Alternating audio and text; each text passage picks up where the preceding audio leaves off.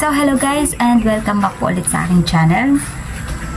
Today po, meron akong gustong i-share sa inyo kasi kanina pumila ako sa Pag-ibig para kumuha ng Loyalty Card Plus.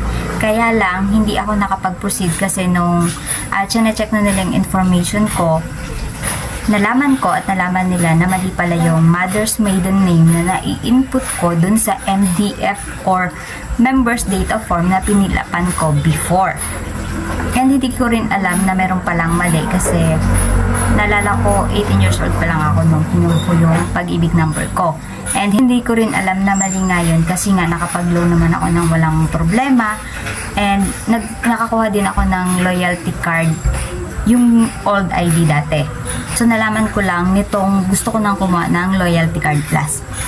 And then, dahil mali nga yung nailagay kong information dun sa data form ko, na-required nila ako na magbigay ako ng PSA birth certificate.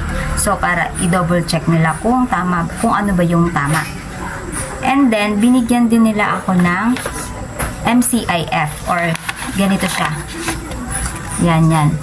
So, dito, pipill upan nyo yung gusto nyong palitan. Like, for example, yung change of member category, change or correction ng pangalan, correction of date of birth, marital status, address, contact details, ganun, employment details, then updating nung sa beneficiary, and ganun din naman doon sa place of birth, mother's maiden name, katulad nung sa akin, sa sex. So, ganun lang po kadali. After nating ma-fill upan tong binigay nilang MCIF, hihintayin lang natin na tawagin yung number natin and then ibibigay natin to sa counter. And then, maghihintay lang po tayo para sa pag-update.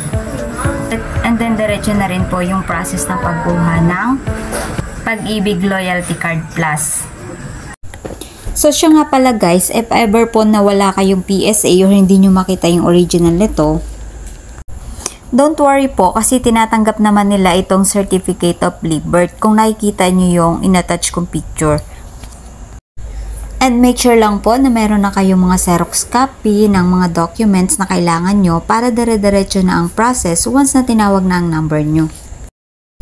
At dahil kukunti lang ang pila at maaga din ako pumunta, syempre maaga din po ako natapos. And tanan, may Pag-ibig loyalty card na ako. And thank you again for watching. I hope na makatulong ulit ang video ito para sa inyo. And kung meron pa po kayong mga katanungan, comment below lang po. But please don't forget to subscribe and click the notification bell para updated po kayo sa susunod pa nating mga informative videos.